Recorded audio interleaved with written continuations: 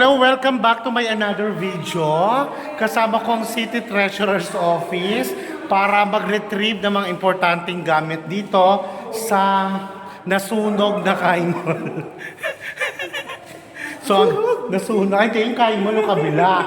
Pero, Biel, yung sa atin di man maapektuhan. Kaya lang, grabe rin yung ating sitwasyon dito, no?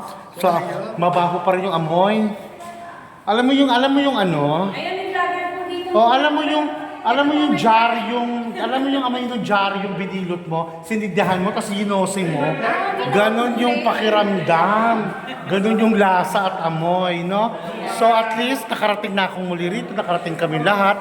Eto ngayon, ang Tina. Ayan. Nakalakpe.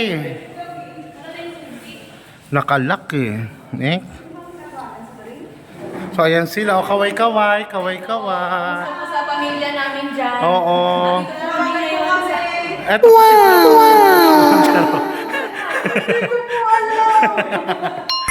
Ayun si... Sa pamilya namin dyan. Okay. Maayos naman kayo, oo.